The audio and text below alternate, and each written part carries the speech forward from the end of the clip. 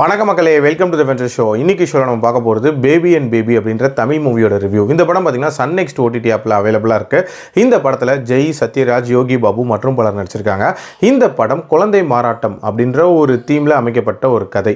அதாவது இந்த படத்தோட ஸ்டார்டிங்லேயே பார்த்தீங்கன்னா ஜெய்யோட ஆண் குழந்தையும் யோகி பாபுவோட பெண் குழந்தையும் வந்து ஏர்போர்ட்டில் வச்சு இடம் மாறிடுது. அதுவும் எதிர்பாராத விதமாக.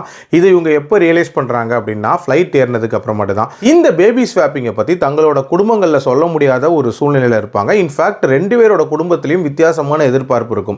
அதாவது ஜெய்யோட ஃபேமிலியை பொறுத்த வரைக்கும் பார்த்தீங்கன்னா ஒரு ஆண் வாரிசு வேணும் அப்படின்றதுல உறுதியாக இருப்பாங்க. அதே மாதிரி யோகி பாபுவை பொறுத்த வரைக்கும் ஒரு பெண் வாரிசு வேணும், அதுவும் ஜோசியப்படி ஒரு பெண் பிள்ளை வேணும் அப்படின்ற மாதிரி இருப்பாங்க. ஸோ இந்த குழந்தை மாறாட்டத்தை சொல்ல முடியாமல் இவங்க எப்படி தவிக்கிறாங்க, டுவர்ட்ஸ் எண்ட் இதை எப்படி ரிசால்வ் பண்ணுறாங்க அப்படின்ற மாதிரி நிறைய விஷயங்களை சொல்லக்கூடிய ஒரு படம் தான் இந்த படம். இந்த படத்தோட கதை அப்படின்லாம் பார்த்தீங்கன்னா புதிய கதையெல்லாம் கிடையாது. இன்ஃபேக்ட் பழைய ராம் கி விவேக் படம் ஒன்று உண்டு, எனக்கு ஒரு மகன் பிறப்பான்ட்டு. கிட்டத்தட்ட அதே மாதிரியான ஒரு கதைக்களம் தான். ஸோ கதை வைஸ் புதுமை இல்லை அப்படின்னாலும் அட்லீஸ்ட் ப்ரெசென்ட் பண்ண விதத்தில் ஏதாவது புதுமையாக பண்ணியிருக்காங்களா அப்படின்னு கேட்டிங்கன்னா சத்தியமாக இல்லவே இல்லை.